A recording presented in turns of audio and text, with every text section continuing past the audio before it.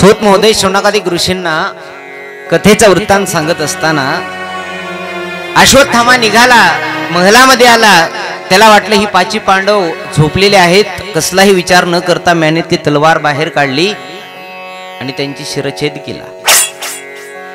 शिरछेद केला. अश्वत्थाम्यानं गाठोडं बांधलं, दुर्योधनाच्या समोर जाऊन उभा टाकला आणि दुर्योधनाला सांगितलं, हे घ्या, तुम्हाला म्हटलं होतं ना की सूर्यास्त्र होईपर्यंत या पाची पांडवांची शिर मी तुमच्या हवाली करून देईल. बोललं तसं वागलो, हे घ्या. अंधऱ्या धृतराष्ट्रानं पाहिलं, त्याला विश्वास वाटत नव्हता. कारण जे कोणालाच पाची पांडव मारता आले नाही ते अश्वत्थाम्याला कशी मारता येणार. आणि तेच घडलं होतं. पाची पांडवांच्या जागेवरती पाची पांडवांची मुलं या अश्वत्थाम्यानं मारली होती. तेवढ्यामध्ये द्रौपदी माता, श्रीकृष्ण परमात्मा, भीम, अर्जुन, नकुल, सहदेव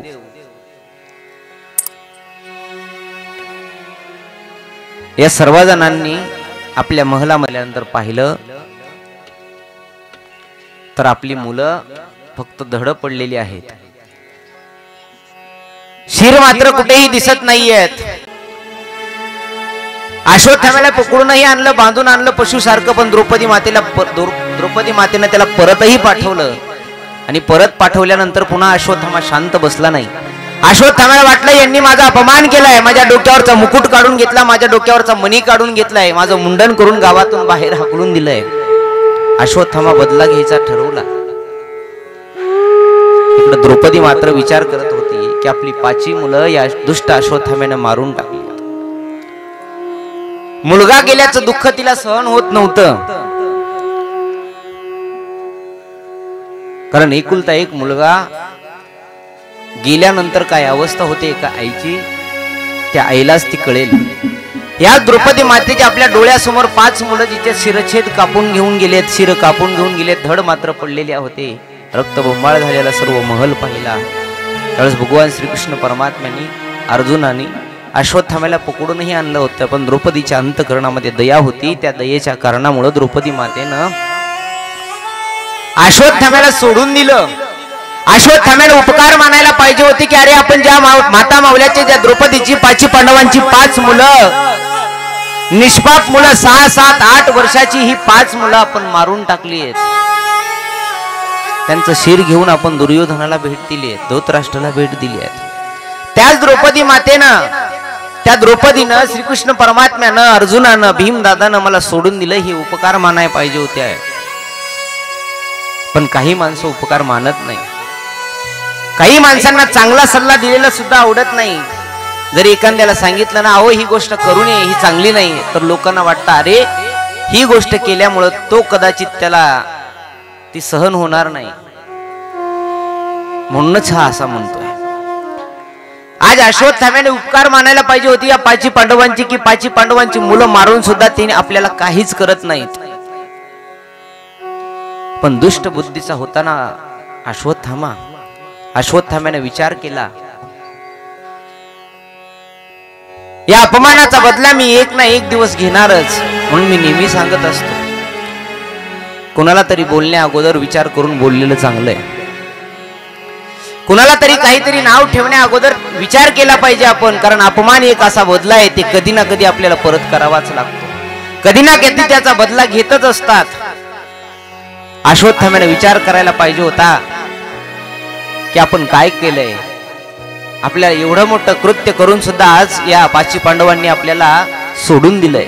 हे उपकार होते, पाची पांडवांच्या अंतःकरणातली दया होती. पण अश्वत्थाम्याला वाटलं याचा बदला मी नक्की घेणार, नक्की.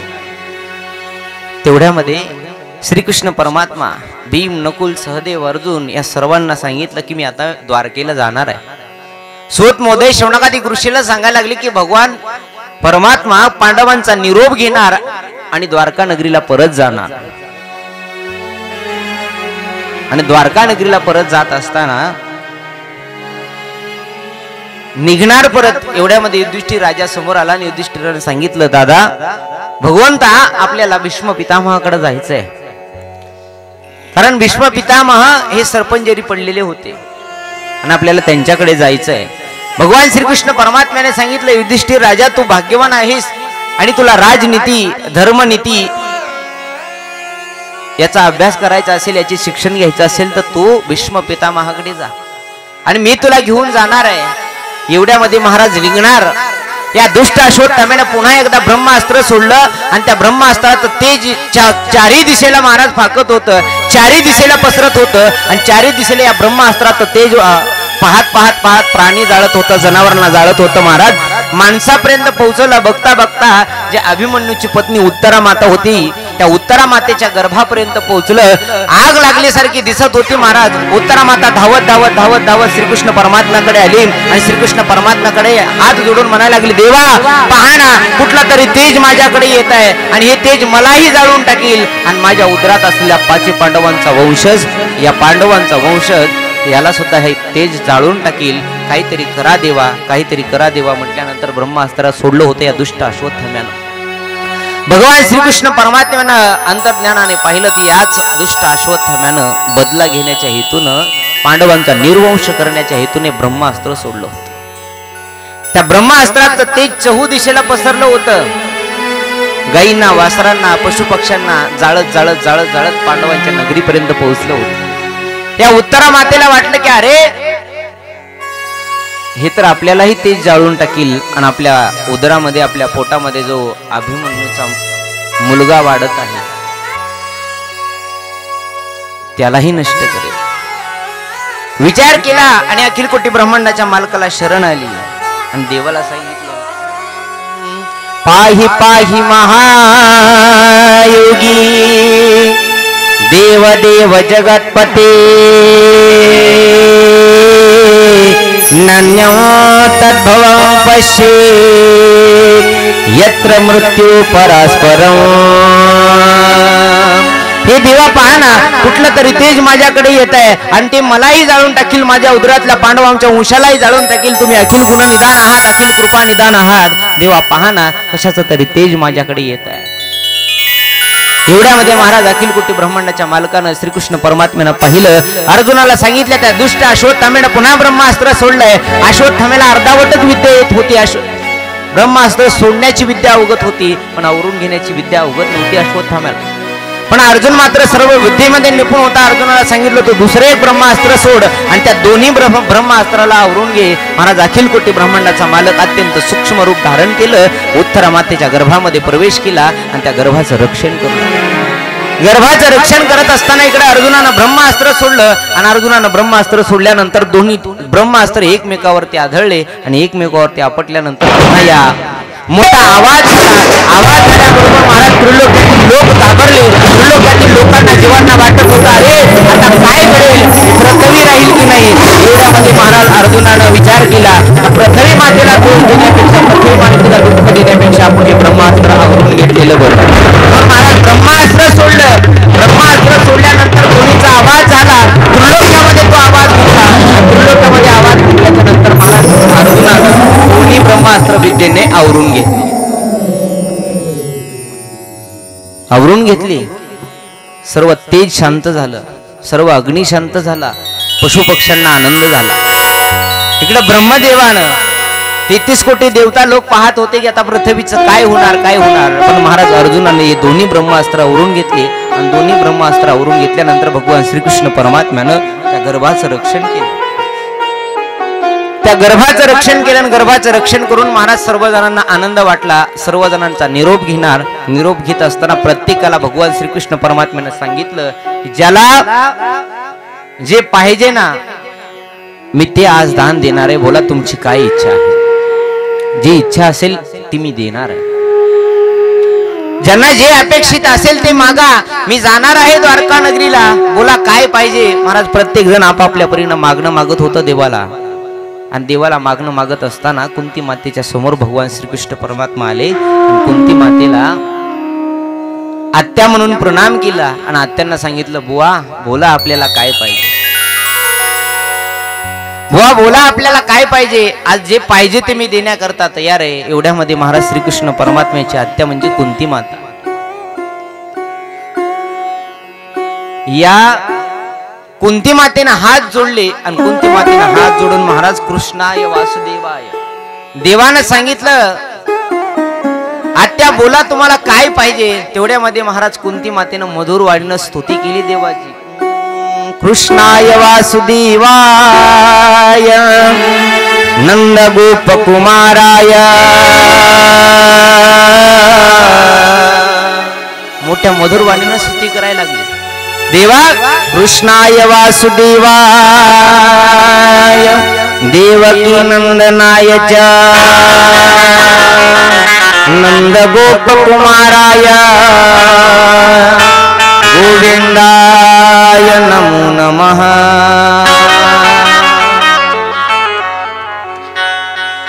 भगवान श्रीकृष्ण परमात्म्याची आत्या कुंती माता देवाला म्हणायला लागली, देवा कृष्णानंदना वसुदेव सुतम. देवा ऐका ना, आज तुम्ही ही कौरव पांडवांची नगरी कुरुक्षेत्र सोडून तुम्ही द्वारका नगरीला जाणार आहेत.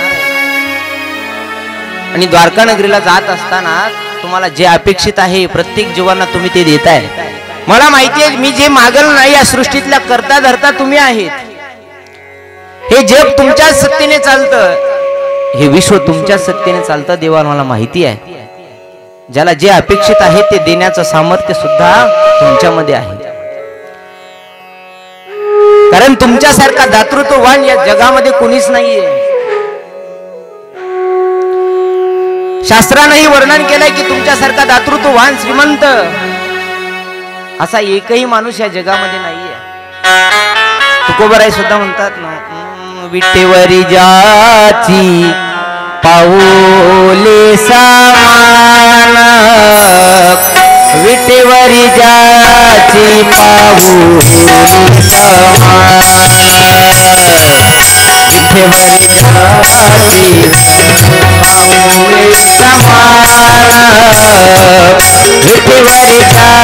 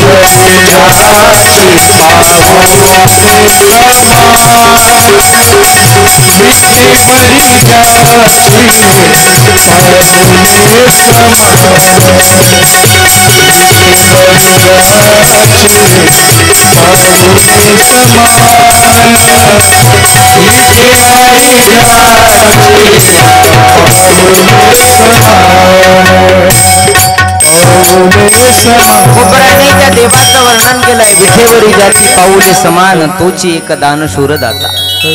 कुंती माता देवा श्रीकृष्ण परमात्म्याला बोलायला लागले, मला माहिती आहे देवा तुम्ही जगाचे अकारण करुणा उरणार आहात. तुमची सगळी सत्ता चालते, तुम्ही काहीही देणार आहेत. पण ऐका ना देवा, काय मागणं मागावं देवाकडे ऐका.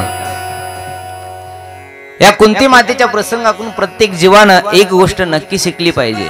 आपण सुखात असो की दुःखात असो, सुखही मागायचं असेल तर देवालाच मागायचं आणि दुःखही मागायचं असेल तर देवालाच मागायचं. दुःख तर कुणी तुम्ही आम्ही मागतच नाही. पण एका जगाच्या मालकाची आत्या कुंती माता देवाला बोलायला लागली, देवा द्यायचंच असेल तर एकच दान द्या. देवा द्यायचं असेल तर फक्त आणि फक्त एक दान द्या, त्याचं नाव आहे दुःख. देवा मला फक्त दुःख हवंय. तेवढ्यामध्ये महाराज श्रीकृष्ण परमात्म्यानं डोळे बंद केले. आत्याकडे बघत बघत सांगितलं, आत्या आतापर्यंत तुमचं आयुष्य पहा ना, पूर्ण आयुष्य आतापर्यंत दुःखानंच भरलेलं आहे. आता तरी कुठे 4 दिवस तुमच्यावरती सुखाचे आलेत, आता तरी कुठं राज्य तुम्हाला मिळालंय. या कौरवांनी तुम्हाला आयुष्यभर कधी सुख मिळूच दिलं नाही. मग आयुष्यभर दुःख भोगून सुद्धा आता तुम्हाला दुःखाची अपेक्षा काय आहे? आता दुःख काय? दुसरं काहीतरी मागा. त्यावेळेस कुंती मातेने सांगितलं, देवा आमच्या जवळ आतापर्यंत दुःख होतं ना, म्हणूनच तू आमच्या सोबत होतास. जर आमच्याकडे सुख असतं तर तू आमच्या सोबत नसतास रे देवा. आम्हाला सुख नकोय, आम्हाला तू हवायस. तू ज्या दुःखामध्ये सोबत आहेस ना तेच आमच्याकरता सुख आहे, आणि जे आमच्याकरता सुख तू इथून निघून गेलास ना तेच आमच्याकरता मोठं दुःख आहे. देवा आतापर्यंत तू आमच्या सोबत रात्रंदिवस राहिलास फक्त आणि फक्त कारण होतं आमच्या जवळ दुःख होतं म्हणून. आणि जर आम्हाला आज सुख मिळालं ना, तू आम्हाला आज सुख देतोयस, आणि सुख दिल्यानंतर तू आमच्यापासून दूर निघून जाणार आहेस. आणि देवा तू निघून गेल्यानंतर सगळ्यात मोठं दुःख आमचं तुझेच आहे. आतापर्यंत आम्हाला दुःख होतं, त्या दुःखामध्ये रात्रंदिवस तू सोबत होतास. रात्रंदिवस आम्ही वनवासात होतो, आणि रात्रंदिवस वनवास भोगत असताना सुद्धा तू आमच्या मागं पुढे उभा राहे, सांभाळीत मागं पुढे उभा राहायचास, आमचा सांभाळ करायचास. आणि आता सुख आलंय म्हणून आमच्यापासून निघून जातोस का देवा? देवा माझी एक विनंती आहे तुला, जगातलं सगळ्यात मोठं दुःख तू मला देऊन जा, नंतर आयुष्यात पुन्हा तुला कधीही मागणार. मला देवाकडे मागायचं असेल तर असं काहीतरी मागायचं की जेणेकरून तो अखिल कोटी ब्रह्मांडाचा मालक आपल्या जवळ राहिला पाहिजे, तो श्रीकृष्ण परमात्मा आपल्या जवळ राहिला पाहिजे. कुंती मातेला माहिती होतं जर आता आमच्याकडे सुख आलं ना तर सुखामध्ये आम्ही देवाला विसरून जाऊ. आणि प्रत्येक जीव तेच करतात, दुःख आलं की आपण देवाकडे जातोय, देवाला म्हणतो देवा एवढं दुःख आमचं निवारण कर. एकदा का दुःखाचं निवारण झालं, सुख आपल्या घरामध्ये आलं की मग देव कधी असतो ते आठवतही नाही. आपल्याला देव कुठं असतो हे आठवतही नाही. का? दुःखामध्ये देव आठवतो. मी नेहमी उदाहरण सांगत असतो, एखाद्याला एखाद्या गोष्टीची जर अपेक्षा असेल ना तर ते 100 वेळा देवळात जातं आणि देवाला ते मागून घेतं. थोडक्यात सांगू, एखाद्याचं लग्न जमत नसलं ते 100 वेळा देवळात जाईल आणि देवाला मागून घेईल, देवा एकदा माझं नाही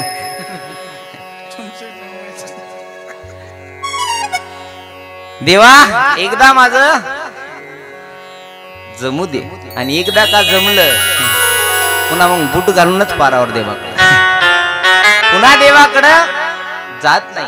कुंती मातेने सांगितलं देवा द्यायचंच असेल तर दुःख दे. कशा करता दुःख दे तर ऐका, सूत मोदय शौनकादी गुरुशीला सांगता, विपदानं सत्वा तत्र तत्र जगद्गुरु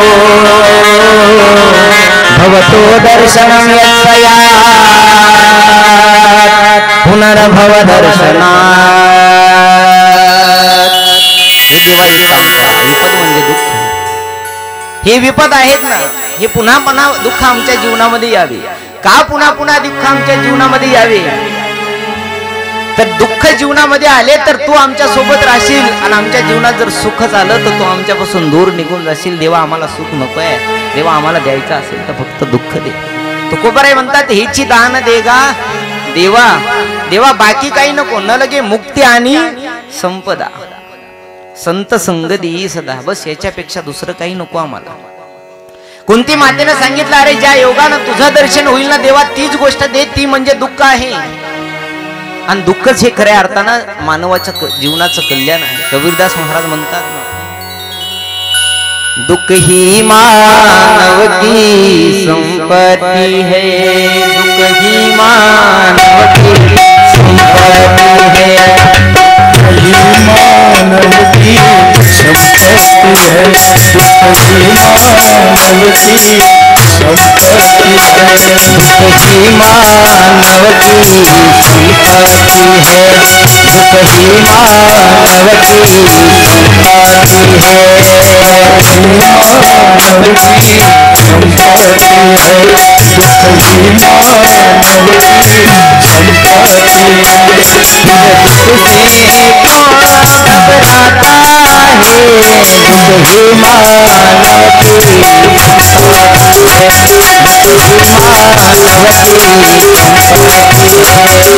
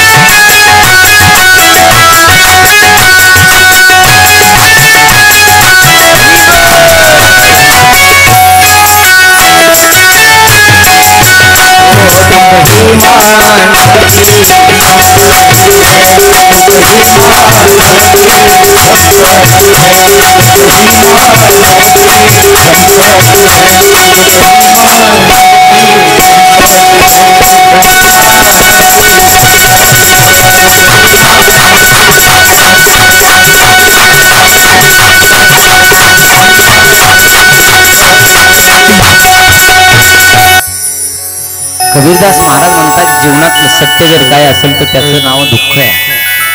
की दुःख प्रत्येकाच्या जीवनामध्ये. मी कालही सांगितलं की या जगाच्या पाठीवर या पृथ्वी तलावरती असा एकही माणूस आपल्याला पाहायला मिळणार नाही की त्यानं फक्त आणि फक्त सुखच भोगलंय, आणि असा एकही माणूस पाहायला मिळणार नाही की त्याच्या आयुष्यामध्ये फक्त आणि फक्त दुःखच भोगलंय. सुख आणि दुःख याला मिळूनच माणसाचं जीवन म्हणतात. कबीरदास महाराज म्हणतात कि सुख है दुख ही मानव की संपत्ती है. दुःखच ही खरी माणसाची संपत्ती आहे. कशामुळे महाराज तर ऐका, सुख आया भी तो जाएगा, दुख आया भी तो जाएगा. या दोन्ही गोष्टी आल्या तरी जाणार आहेत एक दिवस. सुख आलं तरी एक दिवस जाणार आहे आणि दुःख आलं तरी एक दिवस जाणार आहे. पण या दोघांचा परिणाम बघा. सुख जाएगा तो दुख देकर. सुख जाताना काय देऊन जातं? बोला. सुख जाताना काय देऊन जातं? दुःख देऊन जातं. सुख जाते वेळेस आपल्या जवळचं सुख निघून गेलं की पदरात काय पडतं? दुःख. कबीरदास महाराज म्हणतात सुख जाएगा तो दुख देकर. सुख जाताना दुःख देऊन जातं आणि दुःख जाताना दुःख जाएगा तो सुख देकर. दुःख निघून जाताना काय देऊन जातं माणसाच्या जीवनामध्ये? ते देऊन जातं सुख. मग कबीरदास महाराज म्हणतात कधी ना कधी दुःख निघून जाणार आहे, कधी ना कधी सुखही निघून जाणार आहे. मग देवाकडे मागणं मागत असताना देवा एवढंच दे की आम्हाला द्यायचं असेल ना तर फक्त दुःख दे, दुःख. कारण हे दुःख ज्या दिवशी आमच्यापासून निघून जाईल ना त्या दिवशी आम्हाला सुखाची प्राप्ती होणार आहे. कोणती माता मागणं मागत असताना मागते की मला फक्त विपद न संतु तत्व भवतो दर्शनम यत्सया. आम्हाला द्यायचं असेल ना फक्त आणि फक्त दुःख द्या, दुःख देवा, दुसरं काहीच नको. का तर हे जीवन म्हणजे सुख दुःखाचं मिलन आहे. कधी रडावं लागणार आहे, कधी हसावं लागणार आहे. या जीवनामध्ये आयुष्यभर कोणीच हसलेला नाहीये आणि या जीवनामध्ये आयुष्यभर कोणीच रडलेलं नाही. सुख दुख आए जाए जाए,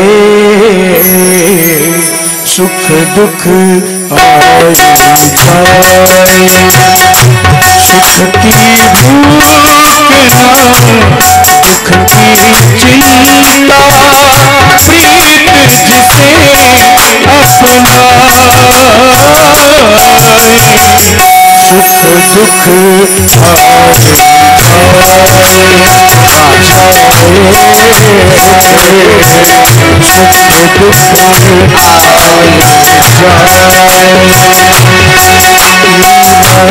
दुख किसका प्यारा, किसका प्यारा, इसको भी अमृत कर डाला। प्रेम का भारी अवसर पर मस्त कबीरा गाए। सुख दुख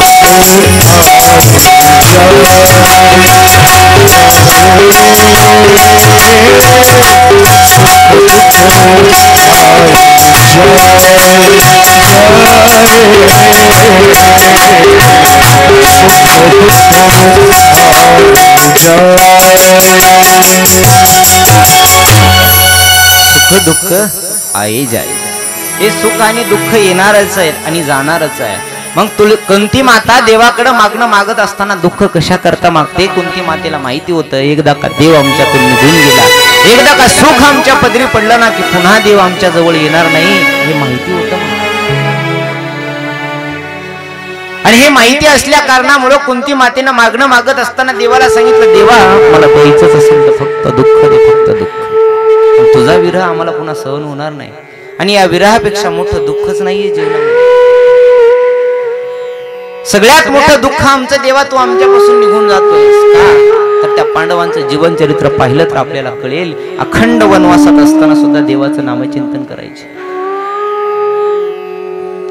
पाहती पांडव अखंड वनवासी, पाहती पांडव अखंड वनवासी, परित्या देवासी आठवी, परित्या देवासी आठवी, पाहते पांडव अखंड वनवासी. पांडव अखंड वनवासी, वनवासात असताना सुद्धा देवाचं नामचिंतन करत होते हे पांडव.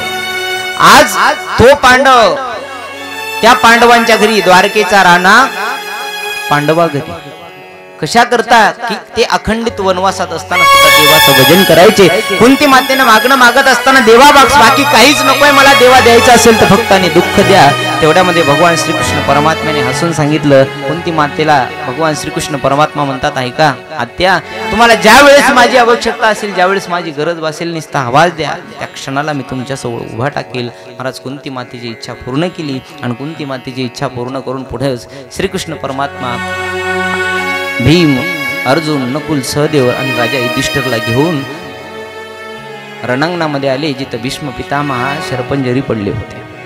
भीष्म पितामहाच्या जवळ आले. भीष्म पितामहाच्या प्रत्येक रोमा इतके महाराज त्यांच्या अंगावरती बाण लागले होते.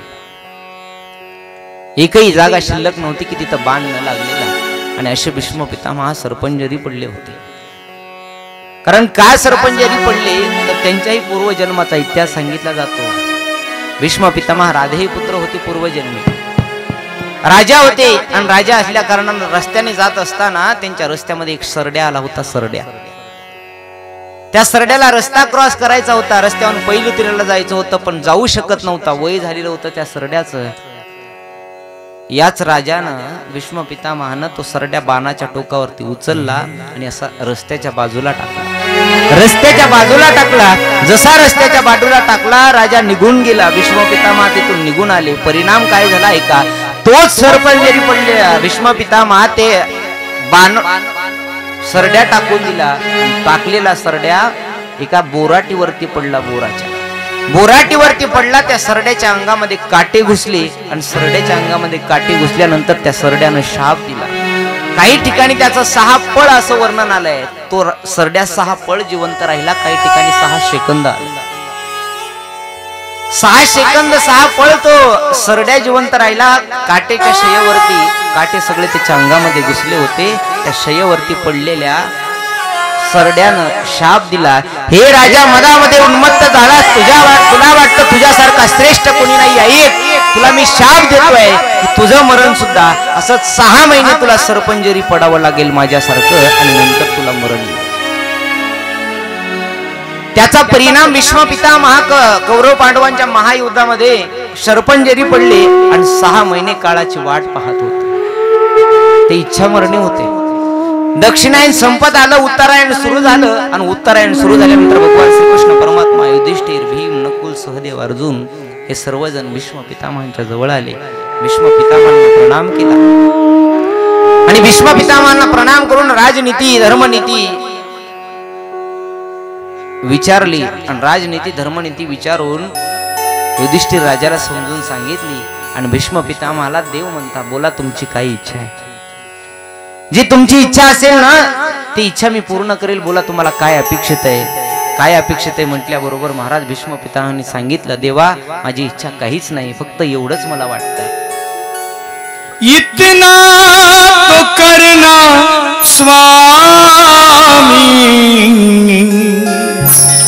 जब प्राण तन से निकले, गोविंद नाम लेकर, जब प्राण तन से निकले, श्री गंगा जी का तट हो, जमुना कवन सिफत हो, मेरा सावरा निकट हो, जब प्राण तन से निकले, एक भक्त की है अर्जी अर्जी अर्जी, खुद गर्ज की है गर्जी, एक भक्त की है अर्जी, खुद गर्ज की है गर्जी, आगे तुम्हारी मर्जी, जब प्राण तन से निकले, उस वक्त जल्दी आना आना आना, नहीं शाम भूल जाना, उस वक्त जल्दी आना, नहीं शाम भूल जाना, राधे को साथ लाना, जब प्राण तन से निकले, इतना तो करना स्वामी, जब प्राण तन से निकले निकले, बस देवा एकच कर, इतना तो करना स्वामी, जब प्राण तन से निकले, गोविंद नाम लेके तब प्राण तन से निकले. देवा एवढीच इच्छा आहे की जाता जाता शेवटच्या वेळी तुमचं नाव मुखाला यावं आणि प्राण निघून जावा. तेच केलं महाराज भीष्म पितामहानं. गोविंद गोविंद गोविंद म्हणत म्हणत आपला प्राण त्याग केला. प्राणज्योत महाराज निघाली. भगवान श्रीकृष्ण परमात्म्यानं विराट रूप धारण केलं आणि विराट रूप धारण करून आपल्या आत्मज्योत आत्मविलीनामध्ये विलीन केली, हृदयामध्ये आत्मज्योत विलीन केली आणि भीष्म पितामहांचा उद्धार केला.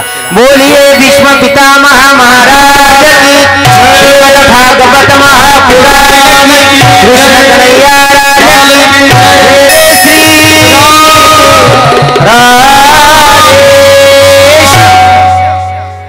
पितामहाचा उद्धार केला. सर्वजणांना निरोप केला. द्वारका नगरीला आले. द्वारका नगरीला येत असताना अर्जुन समवेत आला. अर्जुन 6 महिने द्वारका नगरीमध्ये आला. राहिला, तिथून परत आला महाराज. भगवान श्रीकृष्ण परमात्म्याने आपलं अवतार कार्य संपवलं, परत आले. आणि परत आल्यानंतर इकडे 9 महिने 9 दिवस झाल्यानंतर ज्या उत्तरा मातेच्या गर्भाचं रक्षण केलं होतं ना, त्या उत्तरा मातेच्या गर्भातून महाराज नवनिर्वाणांची एक मुलगा जन्माला आला. एवढा सुंदर दिसत होता, अत्यंत सुंदर वर्ण होता महाराज त्याचा, जणू काही पंडू राजाच पुन्हा जन्माला आला, एवढा पांढरा शुभ्र दिसत होता. त्याचं नाव ठेवलं विष्णुरात. महाराज सूत मोदय शौनकादिक ऋषीला सांगायला लागले, विष्णुरात नाव का ठेवलं? त्याचं विष्णूने रक्षण बालपणी केलं म्हणून विष्णुरात नाव ठेवलं. पुढे मोठा झाल्यानंतर तोच लोकांचं परीक्षण करायचा, प्रत्येकाचं परीक्षण करायचा. काय म्हणून की मला गर्भामध्ये सांभाळलेला कोण होता, असा होता का, असा होता का, चतुर्भुज रूप धारण केलेला, हातामध्ये शंख चक्र गदा असणारा हे होता का, प्रत्येकाचं परीक्षण करायचा महाराज. आणि परीक्षण करायचा तेवढ्यामध्ये त्याला नावच पडलं राजा परीक्षित. प्रत्येकाची परीक्षण करायचा म्हणून त्याचं नाव पडलं परीक्षिती. आणि नाव परीक्षिती पडल्यानंतर महाराज सर्वीकडे जय जयकार झाला. राजा परीक्षितीला राजगादीवरती बसवलं. राजगादीवरती बसवून पांडवांनी आपला अवतार कार्य संपवलं. पांडवांनी आपला अवतार कार्य संपवलं. अवतार कार्य संपवल्यानंतर राज्य सुरू झालं राजा परीक्षितीचं. आणि परीक्षितीचं राज्य म्हणजे राम राज्य होतं. राम राज्य जिथं प्राण्यांनाही न्याय मिळतो ना त्याला राम राज्य म्हणतात. आणि असं राज्य होतं या राजा परीक्षितीचं.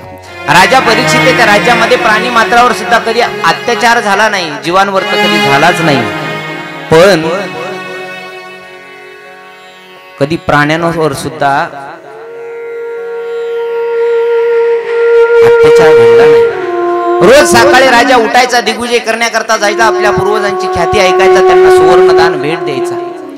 एक दिवशी सकाळची वेळ होती. सकाळच्या वेळी राजा परीक्षितीला दिग्विजय करण्याकरता निघाला. आणि दिग्विजय करण्याकरता निघाल्यानंतर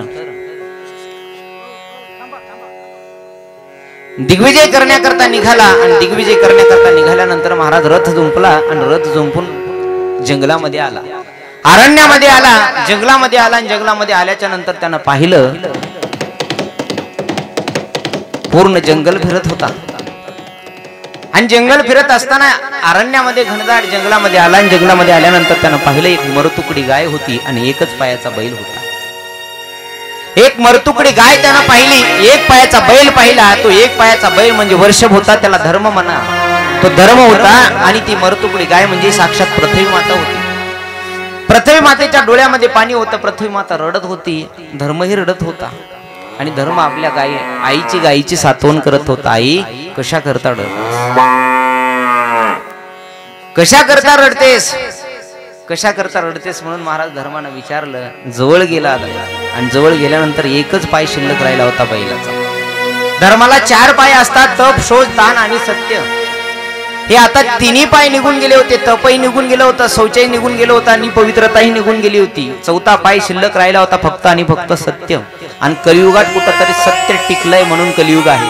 ज्या दिवशी सत्य पाय हा धर्माचा निघून जाईल ना त्या दिवशी हे कलियुग सुद्धा संपलेलं असेल.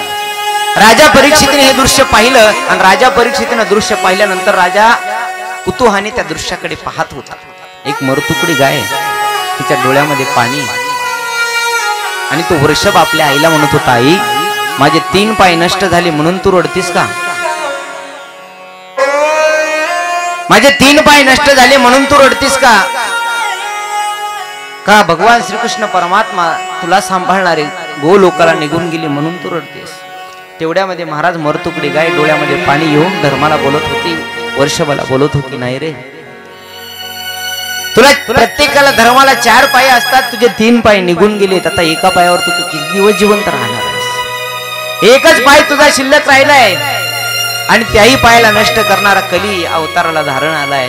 तेवढ्यामध्ये महाराज धर्मानं सांगितलं, ऐक, जोपर्यंत राजा परीक्षिती जिवंत आहे ना तोपर्यंत गायीची सेवा, धर्माची सेवा ही नक्की होणार आहे, त्याची काळजी करू नको.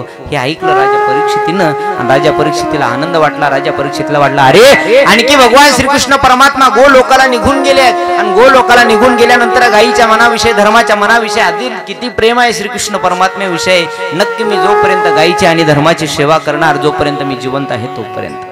एवढं बोलला आणि राजा परत आला. राजा परत आल्यानंतर त्याला रात्रभर विचार येत होता की पृथ्वी माता म्हणजे गाय माता, गोमाता आणि वर्षभ यांच्याविषयी अंतःकरणात भगवान श्रीकृष्ण परमात्म्याचं किती प्रेम आहे. आणि त्यांनी म्हणावं की राजा परीक्षिती जिवंत आहे तोपर्यंत धर्माला काहीही होणार नाही. महाराज आयुष्यभर त्या धर्माचं जतन करणार राजा परीक्षितीने ठरवलं. सकाळ झाली, बघता बघता स्नान संध्या विधी केली, पूजा केली आणि पुन्हा रथ जुंपला आणि दिग्विजय करण्याकरता निघाला. दिग्विजय करण्याकरता निघाला आणि दिग्विजय करण्याकरता निघाल्यानंतर त्याच जंगलामध्ये आला. आपण एक विपरीत दृश्य त्यानं पाहिलं आहे. जंगलामध्ये आला आणि जंगलामध्ये आल्यानंतर पाहिलं तर एक काळा कुट्ट पुरुष अंगावरती राजासारखे वस्त्र धारण केलेत आणि राजासारखे कपडे धारण करून घोड्यावर बसून हातामध्ये आसूड घेतलाय आणि आसूड घेऊन एक पायाच्या बैलाला मारत सुटलाय. एक पायाच्या बैलाला मारतोय, मरतुकड्या गायला पाहतोय. पाहिलं महाराज राजा परीक्षितीनं आणि राजा परीक्षितीला राग आला. रागाच्या भरात राजा परीक्षितीनं मॅलीतली तलवार बाहेर काढली आणि विचारलं, हे राजा, अरे दिसायला तर काळा कुट्ट पुरुष दिसतोस, अंगावरती राजासारखे वस्त्र धारण केलेस आणि महाराज कृत्य मात्र अघोरेसारखं करतोस, राक्षसांत करतोस. गाईला मारणं ही राक्षसी वृत्ती आहे, धर्माला मारणं ही राक्षसी वृत्ती आहे. अरे दिसायला तर तू राजा दिसतोस आणि राक्षसासारखा वागतोस. कोण आहेस तू, सांग लवकर, नाही तर तुला कापून टाकील. म्हटल्याबरोबर महाराज राजा परीक्षितीला कली शरण आला. कली शरण आला आणि कली शरण आल्यानंतर राजा परीक्षितीने सांगितलं, कोण आहेस तू. महाराज त्या काळ्या कुट्ट पुरुषाने सांगितलं, महाराज मला कलियुग म्हणतात, कलियुग मला कली राजा म्हणतात, कली राजा. कली राजा म्हटल्याबरोबर राजा परीक्षितीने सांगितलं, तुझं इथं काय काम आहे, तुझं इथं काय काम आहे. म्हटल्यानंतर कलीनं सांगितलं, द्वापार युग संपलंय, भगवान श्रीकृष्ण परमात्मा गोलोकाला निघून गेले, तेव्हापासून माझं राज्य सुरू झालंय आता, आणि मी राज्य स्थापन करतोय. जिथं धर्म असेल तिथं धर्म स्थापन होऊ देणार नाही, गोमातेची सेवा मी होऊ देणार नाही. कोण म्हणतं, कलियुग म्हणतं. कलियुग, कलियुग म्हणजे असत्य आहे आणि जिथं असत्य असेल तिथं सत्य राहणार नाही. कलियुग सांगतोय की माझं राज्य मला स्थापित करायचंय. तेवढ्यामध्ये राजा परीक्षितीने सांगितलं, ऐका, तुमचं राज्य मी तुम्हाला स्थापित करू देणार नाही. जोपर्यंत पांडवांचा वंशज राजा परीक्षिती जिवंत आहे ना, तोपर्यंत तुम्हाला तुमचं राज्य स्थापित करू शकणार नाही. एवढ्यामध्ये महाराज राजा कली शरण आला, हात जोडले सांगितलं, महाराज अहो तुमचं काय, मला देवानच सांगितले राज्य स्थापित करायला, राज्य स्थापन करायला देवानं सांगितलं. म्हटल्याबरोबर महाराज कलियुगाला राज्य स्थापन करण्याकरता 4 जागा दिल्या. कलीनं विचारलं, सांगा मी कुठं राहू. कलीनं विचारल्याबरोबर महाराज 4 जागा दिल्या, दूत, पान, स्त्रिय आणि सुना. या 4 जागा महाराज कलीला दिल्या आणि कलीला सांगितलं, जा आनंदाने राहा, आनंदाने राहा. म्हटल्यानंतर महाराज या 4 जागा वाईट होत्या. दूत वाईट होते, पान म्हणजे मदिरा प्राशन करणे हे सुद्धा वाईट आहे, परस्त्री गमन करणे इथंही कलीचा वास आहे, आणि चौथं महाराज सुरा करणे म्हणजे प्राण्यांची हत्या, मांस म्हणजे खाणे, इथं सुद्धा कलीचा वास आहे. या 4 जागा दिल्यानंतर कलियुगाला सांगितलं, जा तू या 4 जागेवरती राहा. कलीने सांगितलं, महाराज या 4 जागा वाईट आहेत. कुणाला कळत होतं, कलियुगाला कळत होतं. कलियुगाला मदिरा वाईट आहे, कलीला कळत होतं. कली वाईट असून सुद्धा कळत होतं या 4 जागा वाईट आहेत, पण आजच्या माणसाला कळत नाही या 4 जागा वाईट आहेत. कलीने सांगितलं, महाराज एक तरी चांगली जागा द्या ना, चांगली जागा द्या ना. म्हटल्यानंतर श्री परीक्षिती राजाने सांगितलं, अरे चांगली जागा त्याला देतात जो माणूस चांगला आहे ना, त्याला चांगल्या जागेवरती बसण्याचा अधिकार असतो.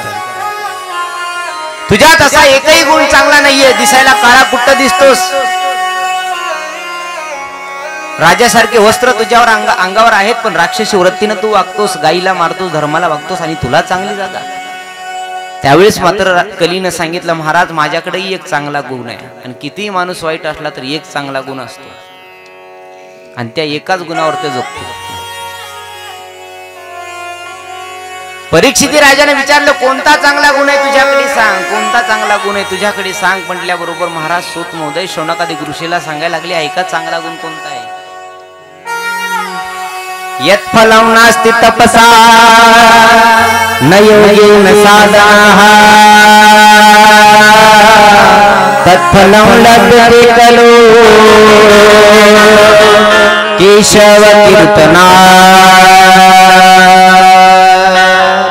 ऐका, माझ्याकडे सगळ्यात मोठा चांगला गुण आहे. कली सांगायला राजा परीक्षितीला, यत् फलं नास्ति तपसा, जे फळ तुम्हाला तपाने मिळणार नाही, जे फळ तुम्हाला समाधीने मिळणार नाही, ते फळ माझ्या राज्यामध्ये. कलवतो केशव हरी कीर्तना, कलियुगा माझी करावे कीर्तन, कलियुगा माझी करावे कीर्तन,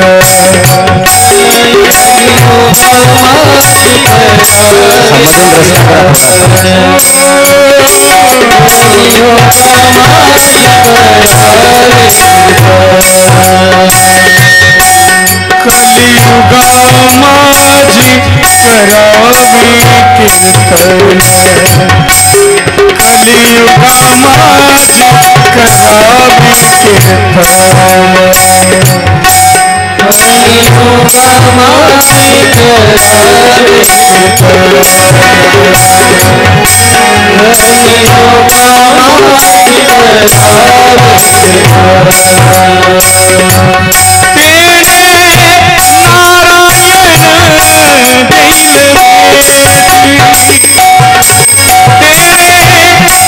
माझी करावे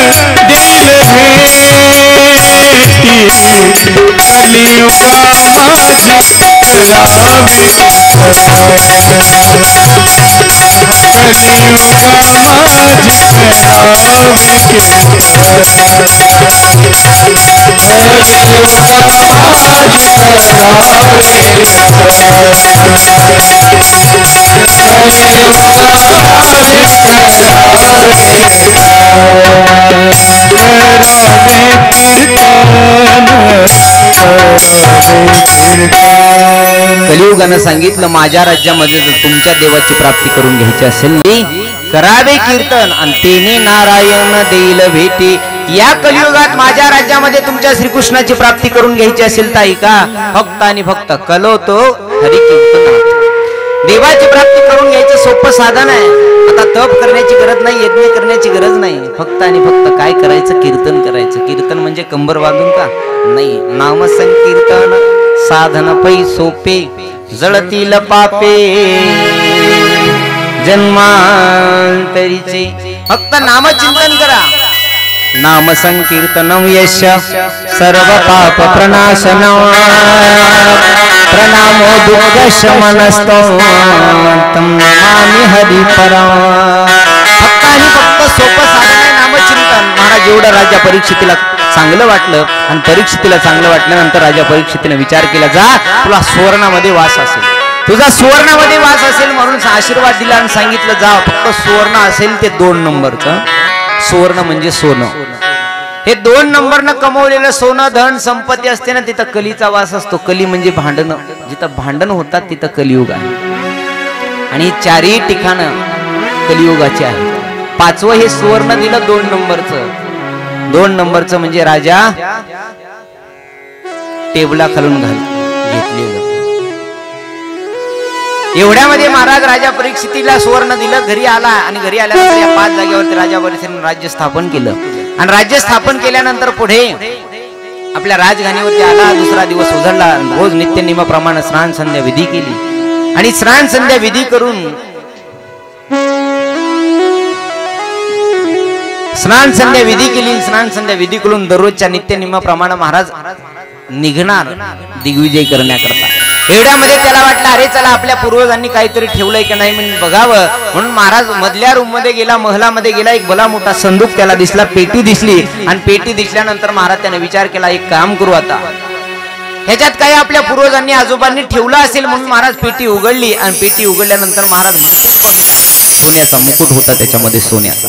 तो सोन्याचा मुकुट राजा परीक्षितीने घेतला आणि डोक्यावर परिधान केला आणि डोक्यावर परिधान जसा केला राजा कलीच्या परीक्षितीच्याच राजा कली जाऊन डोक्यावर बसला। राजा परीक्षिती धर्मानं वागणारा आणि त्याच्याच डोक्यावर कली जाऊन बसला। तुम्ही म्हणताल मग राजा परीक्षितीच्याही घरी का 2 नंबरचं सोनं होतं का?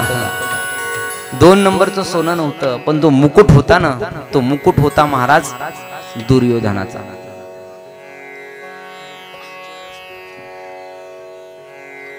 तो मुकुट होता जरासंधाचा आणि हा मुकुट परिधान केला राजा परीक्षितीने। जसा राजा परीक्षितीने परिधान केला महाराज डोक्यावर कली विराजमान झाला। रोज धर्मानं वागणारा, संतांची सेवा करणारा, प्राण्यांची सेवा करणारा आज प्राण्यांची हत्या करण्याकरता निघाला। रथावरती आरूढ झाला आणि रथावरती आरूढ होऊन महाराज निघाला दिग्विजय करण्याकरता नाही तर प्राण्यांची हत्या करण्याकरता निघाला। जसा प्राण्यांची हत्या करण्याकरता निघाला वनवळ फिरला पण एकही हत्या सापडली नाही। अधर्मानं वागणारा राजा आज अधर्मानं वागायला लागला, धर्मानं वागणारा राजा आज अधर्मानं वागणार होता महाराज। पण ज्याचा धर्मानं वागतो ना त्याचा कधीतरी धर्म रक्षण करत असतो। जो माणूस सत्यानं वागतो त्याचं सत्य कधीतरी रक्षण करत असतं, जो माणूस धर्मानं वागतो त्याचा धर्म कधीतरी रक्षण करत असतो. आज तेच घडलं. राजा परीक्षिती अधर्मानं वागायला निघाला, पण त्याचं धर्मानं रक्षण केलं. एकही हत्या त्याला सापडू दिली नाही, एकही प्राणी त्याला दिसला नाही. सायंकाळची वेळ झाली, वनवन फिरत जंगलामध्ये आला आणि शमीक ऋषीचा आश्रम पाहिला त्यानं. शमीक ऋषीच्या आश्रमाच्या जवळ आला आणि शमीक ऋषीच्या आश्रमाच्या जवळ आल्याच्या नंतर महाराज राजा पाहिलं राजानं, आणि राजानं पाहिल्याच्या नंतर चला कुणाचा तरी आश्रम दिसतोय, कुणाचा तरी आश्रम दिसतोय म्हणून राजा परीक्षिती शमीक ऋषींच्या आश्रमाकडे निघाला. शमीक ऋषींच्या आश्रमाकडे निघाला राजा परीक्षिती. राजानं विचार केला, अरे दिवसभर पाणी नाहीये, तहान नाहीये, भूक लागली आहे, अन्नाचं कण पोटात नाहीये, पाणी सुद्धा नाहीये. राजानं विचार केला आपल्याला पाणी मिळेल का. शमीकांच्या आश्रमामध्ये आला तर शमीक ऋषी डोळे लावून बसले होते. शमीक ऋषी डोळे लावून बसले होते. महाराज पाहिलं, राग आला. रागाच्या भरात मेलेला सर्प घेतला आणि शमीक ऋषींच्या गळ्यामध्ये टाकला. शमीक ऋषींच्या गळ्यामध्ये सर्प टाकला आणि रागाच्या भरात राजा परीक्षिती निघून गेला. राजा परीक्षिती निघून गेला. राजा परीक्षितीने विचार केला, घरी आला आणि घरी आल्यानंतर महाराज आपल्या डोक्यावरचा मुकुट काढून ठेवला. डोक्यावरचा मुकुट काढून ठेवला. इकडे परिणाम काय घडला. आज ही जलदेवता इंद्रदेवता साक्षी आहे. आजपासून 7व्या दिवशी तक्षक नावाचा नाग येईल आणि तुला दंश करील. आता